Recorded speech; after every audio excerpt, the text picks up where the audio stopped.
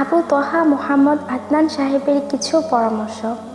১. আমাদের সংসার যদি ১০,০০০-এ চলে তাহলে আমরা যেন ২০,০০০-এর দিকে না যাই। ১ তলা বাড়িতে যদি আমাদের হয় তাহলে ২ তলা বাড়ির দিকে যাবেন না। বাকি সময় আর টাকাটা আপনি দিনের পথে ব্যয় করেন। ২. টাকার পিছনে ছুটবেন না। দুনিয়ার সবচেয়ে নিম্নমানের রিজিক হচ্ছে সম্পদ। দিনের পিছনে ছুটেন। ৩.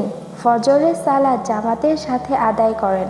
নামাজ শেষে ঘুমাবেন না, কিছু সময় কোরআন পড়েন, হাদিস পড়েন, কিছু সময় ব্যায়াম করেন, তারপর রিজিকের তালাশে বের হয়ে যান।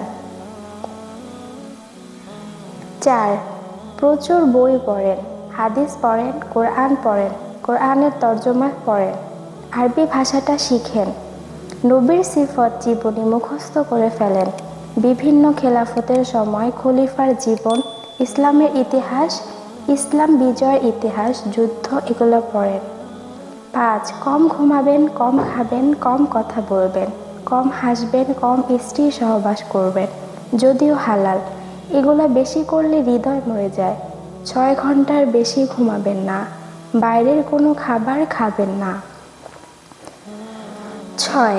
আদর্শ পরিবার গঠন করুন, সামর্থ্য থাকলে একাধিক বিয়ে করুন। মেয়েদের সংখ্যা অনেক বেশি, কিয়ামতের আগে মেয়েদের সংখ্যা বেড়ে যাবে।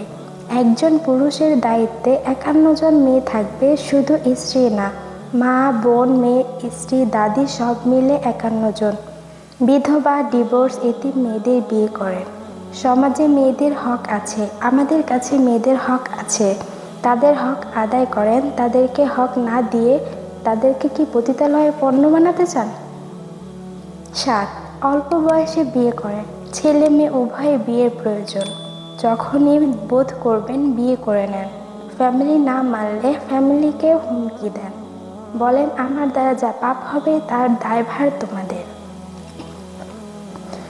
৮. টাকা জমাবেন না, ব্যাংকে টাকা রাখবেন না, টাকাকে ইনভেস্ট করুন। হয় জায়গা কিনেন, ব্যবসায় ইনভেস্ট করেন, না হলে গোল্ডে কনভার্ট করেন। টাকার মান আগামীতে থাকবে না, হুড় করে কমে যাবে। আজ থেকে ৫-১০ বছর পর কাগজের টাকা থাকবে কিনা সন্দেহ। বর্তমান তুরস্ক এই পরিস্থিতির শিকার, তাদের মুদ্রার মান একদমই জিরোতে নেমে গেছে। ৯. আপনার যা আছে তাই দিয়ে ইসলামের খেদমত করেন। টাকা থাকলে টাকা দিয়ে, মেধা থাকলে মেধা দিয়ে, সম্পদ থাকলে সম্পদ দিয়ে, সময় থাকলে সময় দিয়ে। ১০. আপনাকে দিনের পথে চলতে হলে, আল্লাহকে পেতে হলে যা করতে হয় তাই করেন।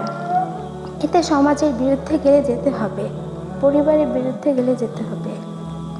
কে কি বলল, সমাজ কি বলল, পরিবার কি চাইলো, এসব আপনার কথাগুলো আসলে অসাধারণ, আলহামদুলিল্লাহ, তাই শেয়ার করলাম।